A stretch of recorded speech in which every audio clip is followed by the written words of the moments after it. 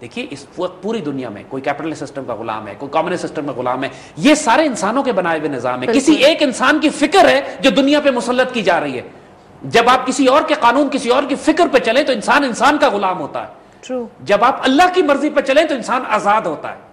تو اقبال یہاں پہ یہی بات کر رہے ہیں کہ بادشاہی چاہے جو مین میڈ سسٹم ہے, یا بادشاہت ہے, ڈکٹیٹوریل ہے, ڈیموکریسی ہے, ڈکٹیٹرشپ ہے, تھیوکریسی ہے, انسان کو غلام کر رہے ہیں, یہ انسانوں کے بنائے ہوئے سسٹمز ہیں, انسان کو غلام کر رہے ہیں. اور انسان کا بنایا ہوا نظام ناتمام ہے, بیکار ہے, ناکام ہے. اور کہتے ہیں کہ میں ان حضور صلی اللہ علیہ وآلہ وسلم کا غلام ہوں جن کے دین میں بادشاہت حرام ہے, دینش ملوکیت حرام است. دیکھیے یہاں پہ جس ملوکیت کا, جس بادشاہت کا اقبال ذکر کر رہے ہیں وہ سیکولر ہے, لا دین ہے. یہ بات again important, critical to understand. امت مسلمہ میں اگر آپ انسانیت کی تاریخ اٹھا کے دیکھیے, انسان کی 10,000 سال کی تاریخ آپ تلاش کر لیجئے, ہر جگہ کوئی نہ کوئی سردار یا لیڈر تو ہوتا ہے, ہر معاشرے کا, ہر قبیلے کا. قبیلے سے شروع کیجئے اور بڑے بڑی سلطنتوں تک چلے جائیے, ہمیشہ بادشاہتی نظام رہا ہے, بادشاہتیں ہی رہی ہیں شروع سے. اگر ہمیشہ سے آپ پوری تاریخ اٹھا کے دیکھ لیجئے, ہمیشہ انسانوں کے پاس ہمیشہ ایک کنگ ہوا کرتا تھا. اور ایک مختلف, چاہے وہ چین سے لے کے چلیں یا یورپ تک چلیں, اسپارٹا کو لیں, گریس کی سیولائزیشن لیں, چاہے اس سے پہلے رومن سیولائزیشن لیں, پرشین لیں, زوراسٹرینز لیں, بادشاہ کا کانسیپٹ رہا ہے. چاہے پہلے سردار ہوتا تھا, پھر راجہ ہو گیا, کئی راجے مل کے مہاراجہ بنا, کئی مہاراجوں پہ ایک بادشاہ ہوا, اور کئی بڑے بڑے سلطانوں کے اوپر ایک بادشاہ بنا. انگلینڈ میں, یورپ میں اس کو کاؤنٹ کہتے ہیں, ڈیوک کہتے ہیں, مختلف نام رکھے ہیں. بیسکلی یہ سارے کے سارے راجے مہاراجے ہیں جو بعد میں جا کے کنگ کو سرو کرتے ہیں. جب یہ بنیادی طور پر دین کا کمال یہ ہے اسلام کا, قرآن میں بھی اگر آپ دیکھیے تو قرآن میں بھی بادشاہوں کا ذکر ہے. قرآن میں بھی جو مثالیں دی گئی, سلیمان علیہ السلام بھی بادشاہ تھے, ذوالقرنین بھی بادشاہ تھے, اور جو بھی قارون کا یا نمرود کا ذکر کیا گیا ہے تو یہ بھی اپنے اپنے وقتوں کے, قارون تو خیر تاجر تھا, نمرود بادشاہ تھا, بادشاہوں کو ذکر کیا گیا. تو بادشاہی سسٹم انسانوں میں روایج راج ہے, مگر دین جس بادشاہی نظام کو حرام قرار دیتا ہے وہ ہے جو مطلق العنان ہے, جہاں بادشاہ کی مرضی چلتی ہے. اگر اس بادشاہ کو شریعت کے تابع کر دیں تو وہ بادشاہت پھر دین میں حرام نہیں رہتی. مثال آپ کو سلطان صلاح الدین ایوبی کی دیتے ہیں, مثال ایک دے رہے ہیں. اب سلطان صلاح الدین ایوبی اپنے مصر اور شام کے سلطان ہیں, ان کو نام سلطان کا دیا ہے, وہ بادشاہ ہیں, سلطان کا یہ حکم ان کا چلتا ہے. He is the military and the political commander and the final judicial officer of those two regions. مگر وہاں پہ حکم شریعت کا چلتا ہے, سلطان کا نہیں چلتا. ایڈمنسٹریٹو معاملات جتنے بھی ہیں سلطان کی مرضی ہے.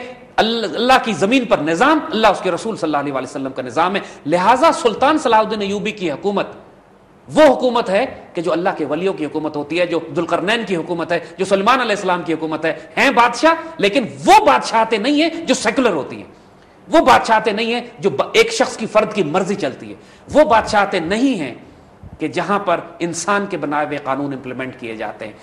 سلطان کا تصور دین میں جو خلافت کے تحت آپریٹ کرتا ہے, کیونکہ سلطان صلاح الدین ایوبی بھی عباسی خلافت کو رپورٹ کرتے تھے. مغل بادشاہ بھی یہاں پہ بادشاہتیں بنائی انہوں نے, لیکن ٹیپو سلطان, سراج الدولہ اس کے بعد انہوں, لیکن یہ بھی اپنا لیٹر آف اتھارٹی, اپنا سرٹیفکیٹ, اپنا کیریکٹر سرٹیفکیٹ تمام دنیا میں جہاں جہاں مسلمان بادشاہتیں بھی بنتی گئی ہیں, سلطان بنتے چلے گئے, وہ سب خلیفہ کی طرف رجوع کرتے تھے. اور جب خلیفہ ان کو اتھارٹی دیتا تھا, خلعت بھجواتا تھا, لباس بھیجتا تھا, اپروول خلیفہ کی طرف سے آتی تھی, پھر مسلمان دنیا میں ان کی کریڈیبلٹی اسٹیبلش ہو جایا کرتی تھی.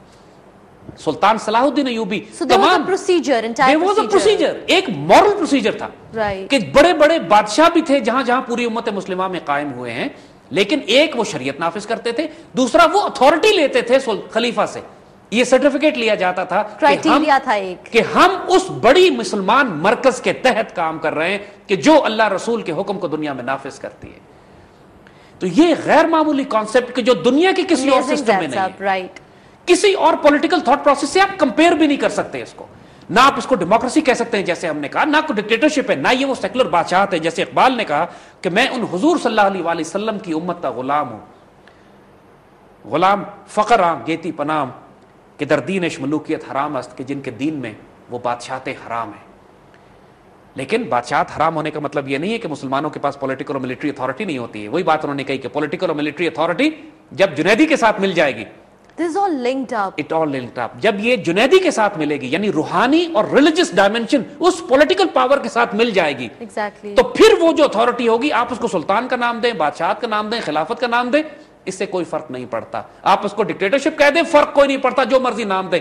اگر وہ بادشاہت دین کی روحانی اور دین کے ظاہری شریعت کو امپلیمنٹ کر رہی ہے تو پھر اس کے سمراٹ پھر اس کے جو سمراٹ ہیں, جو کمانڈ اور کنٹرول ہے, وہ تو اللہ کے رسول صلی اللہ علیہ وسلم کا ہے. جو حکم ہے وہ اللہ کا نافذ ہو رہا ہے.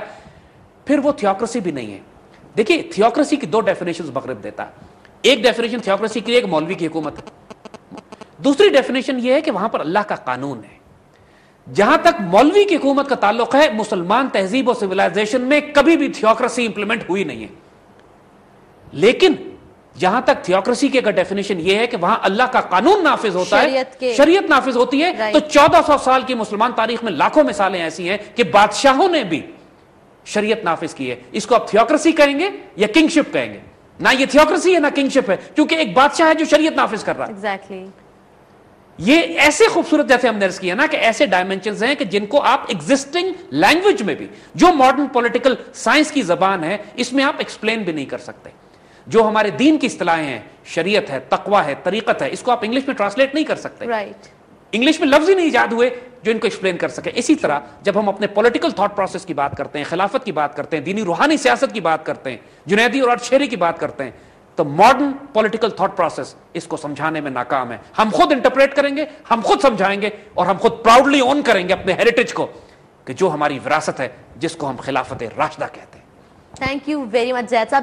اتنا کچھ ہم نے ڈسکس کیا ہے, یہ وہ نالج ہے جو کہیں پہ بھی اویلیبل نہیں ہے. انفیکٹ اگر ہم ریسرچ بھی کریں تو ایک بہت محدود حد تک ریسرچ ہم کر سکتے ہیں, لیکن اس کے بعد جو ہے I think this is really fascinating and very amazing. Thank you very much.